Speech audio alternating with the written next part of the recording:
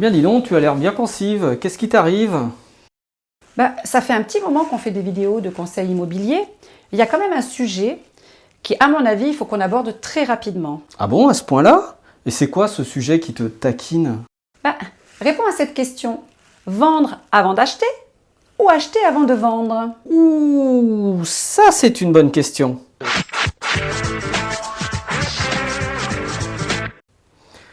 C'est un sujet de philo ton truc là. Mais non! Rappelle-toi quand j'ai trouvé ma nouvelle voiture. Je n'avais pas encore vendu l'ancienne et je me suis retrouvée avec 2 voitures. Alors, j'ai dû brader la première pour m'en débarrasser. Pour une voiture, les conséquences sont importantes, alors imagine pour une maison.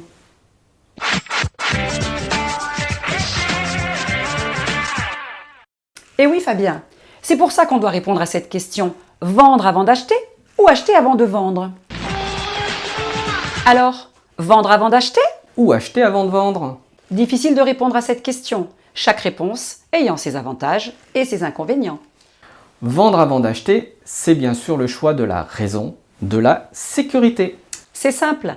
Si je vends avant d'acheter, je suis sûre d'avoir mon acquéreur pour mon bien et je connais exactement mon budget pour mon achat. Je suis donc plus sereine. Oui, je suis d'accord Isabelle. Mais si tu vends avant d'acheter, tu n'es pas certaine de trouver le bien de tes rêves dans le délai imparti de la vente. Il y a forcément des solutions, Fabien. La première solution est d'envisager une vente avec des délais limites plus longs, en accord bien sûr avec tes acquéreurs.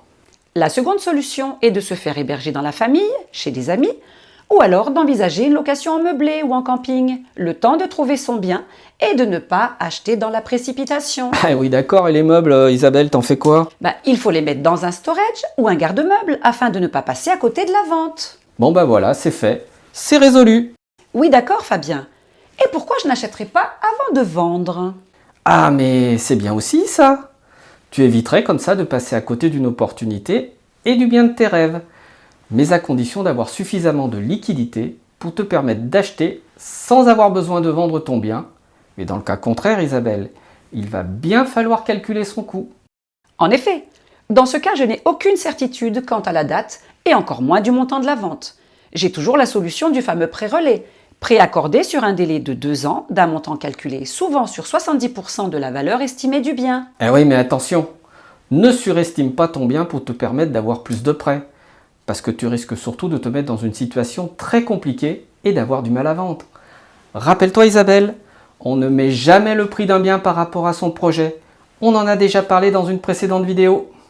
L'idéal, ça serait de faire coïncider les deux, donc une bonne estimation au prix du marché pour une vente rapide.